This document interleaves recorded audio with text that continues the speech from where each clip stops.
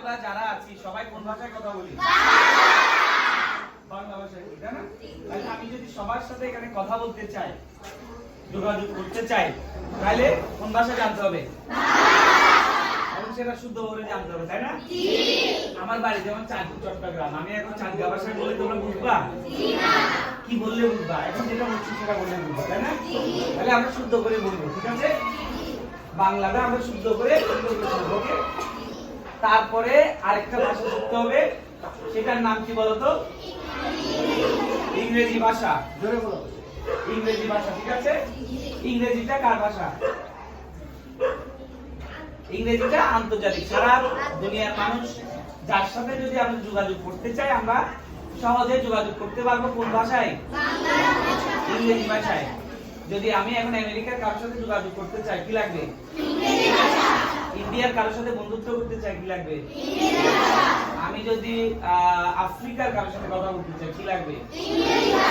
তাহলে আমি যদি ইংরেজি জানি, সারা পৃথিবীর মানুষের সাথে যোগাযোগ করতে পারবো, কম্পিটিশন করতে পারবো, আমার কোনো জিনিস বিক্রি করতে পারবো, অথবা তাদের কোনো জিনিস কিনতে পারবো সহজে, হ্যাঁ? এবং তাদের সাথে আমি ভালোভাবে কি করতে পারবো? যোগাযোগ করতে পারবো। তাহলে কার লাভ হবে?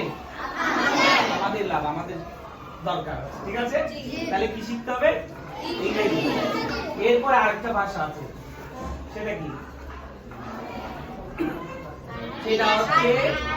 সেটা হচ্ছে বিজ্ঞানের ভাষা। কি বিজ্ঞানের ভাষা? কি বিজ্ঞানের ভাষা? কি বিজ্ঞানের ভাষা? হচ্ছে গণিত। কি আমরা গণিতে ভয় পাই? ভয় পাই? কে কে ভয় পাও? কেউ ভয় পাও না? কারা কারা ভয় পাও না? সবাই আমরা সবাই অঙ্ক করতে ভালো লাগে না?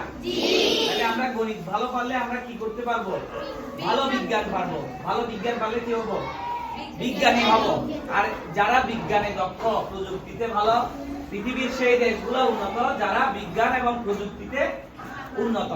আমরা যদি বিজ্ঞান এবং প্রযুক্তিতে উন্নত হতে পারি, তাহলে আমরা উন্নত হতে পারবো, ঠিক আছে?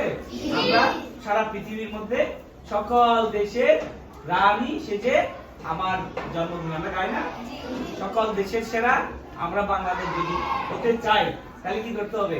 আমাদের বিজ্ঞান এবং প্রযুক্তিতে ভালো করতে হবে, ঠিক আছে? তাইলে নজরুল 100 বছর আগে যে স্বপ্ন দেখেছেন, সেটা বাস্তব হয়েছে। কি?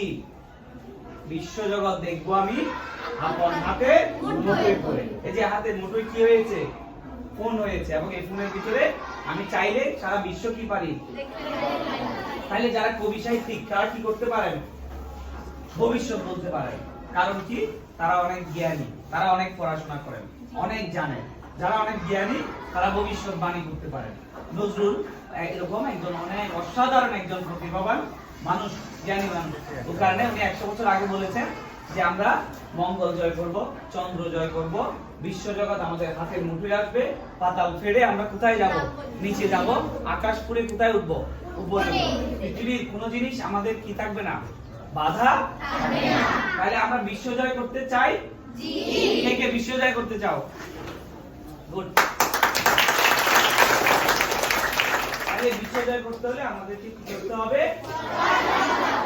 ভালো করে খাওয়া দাওয়া করতে হবে, ভালো করে ঘুমাতে হবে, খেলাধুলা করতে হবে, বই পড়তে হবে, গান শুনতে হবে, কবিতা পড়তে হবে, ফ্রেন্ডশিপ করতে হবে, প্রাণ খুলে হাসতে হবে। হাসতে হবে। কি হতে হবে? আর কেউ হাসতে পারে? কে? বিড়াল পারে? হাঁস মুরগি দেখেছো কখনো? শুধু কে হাসে? মানুষ খালি হাসতে পারে। হাসিটা মানুষের সৃষ্টিকর্তা আল্লাহ প্রদত্ত অনেক বড় একটা নিয়ামত। তো আমরা প্রাণ খুলে কি করব?